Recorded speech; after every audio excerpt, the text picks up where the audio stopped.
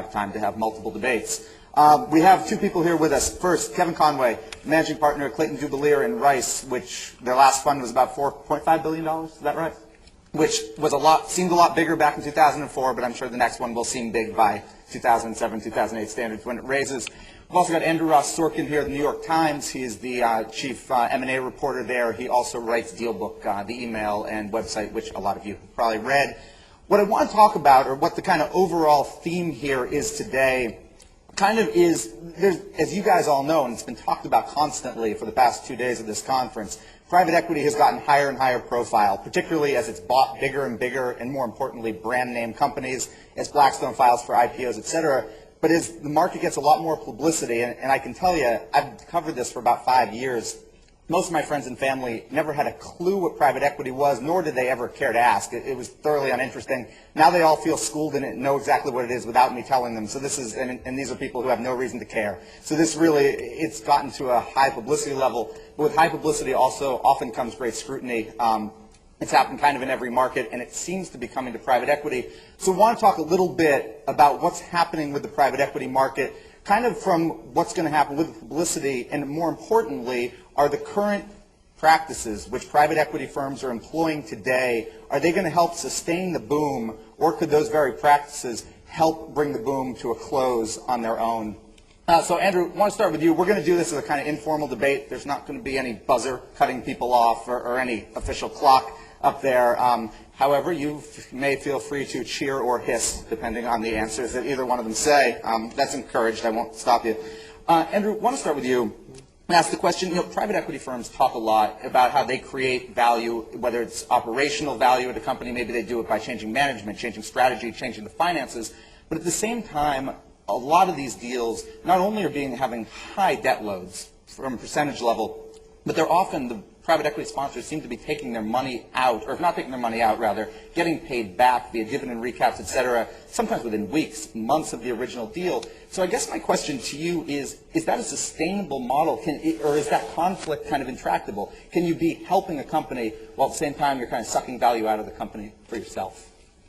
I think that it's a sustainable model, or has been a sustainable model to the extent you believe that it's worked over the past several years. I don't think it can possibly be a sustainable model long term, and I think that is really the issue at hand. And when you look at these transactions, and the real question is, are they outliers or are they really the majority of these deals? So when you look at a Hertz transaction, and I'm hoping we can talk about that, a transaction that obviously looks like a quick flip, if you will, and how is it possible that after 12 or 14 months you can make this amount of money, and what possibly can you do operationally that actually fixed this company in any meaningful way? I think from a perception perspective, or at least the perception of private equity, that is the problem. And I don't think that private equity has done a good enough job, to the extent that there's something to say about this, to really explain how operationally, even though everybody talks about how operationally focused they are, how that actually played out in practice. And so that, to me, fundamentally is the crux of the problem. And the real issue is there an argument that actually makes sense, that's meaningful to people, and then how do you tell them that? You've got 17 questions in there. So I'll answer them in order. No, yes, maybe, sometimes, depends on the deal.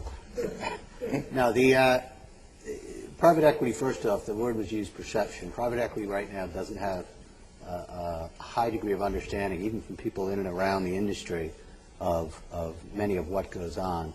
And so you've got to differentiate between perception and reality. Hit a couple of the issues that we just talked about. I think the time period we're in right now is not sustainable in terms of the financing markets in particular, and I think that is what has driven much of the recaps and taking some or all of your equity back off the table, sometimes within 9 or 12 months of a deal. The second issue that was talked about was how can private equity make changes that quickly?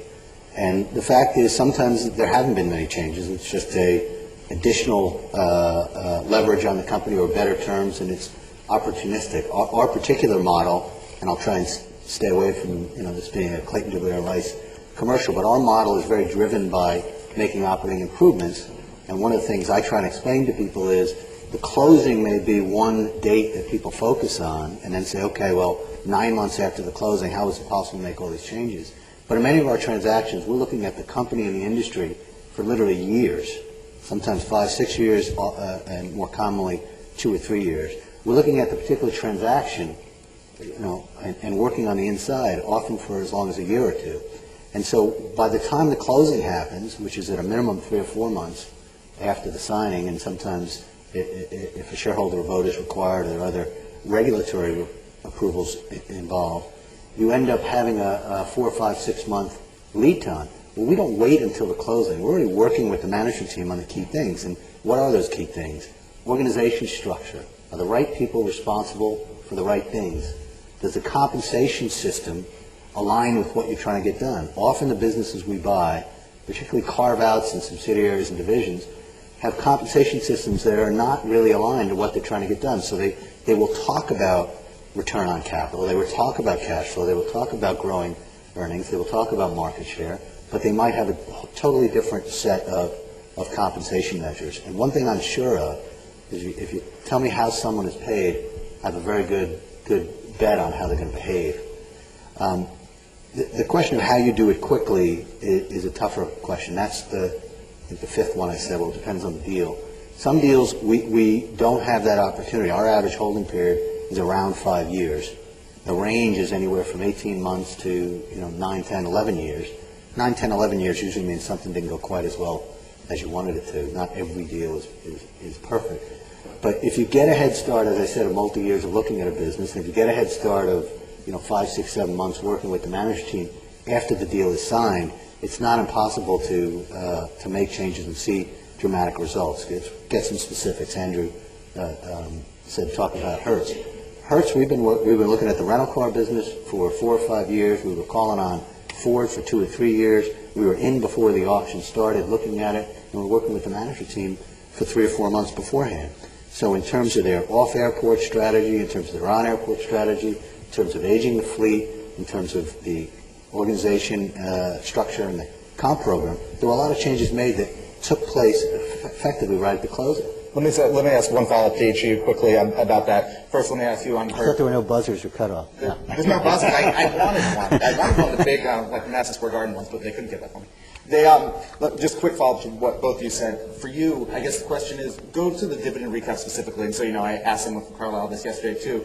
With that specifically, I get how that helped you guys. I get how that helped Carlisle. How did that in itself help make Hertz a better company? Well, that was your fourth question. The question was, and I'll get to Hertz, isn't there an inherent conflict between taking your money out and saying you're making all these operating changes that drive the returns? We're bettering the company. And if you follow that logic chain, then there is no LBO, because then you say, well, if you make all your returns from operating improvements, why do you use any debt? The leverage is really a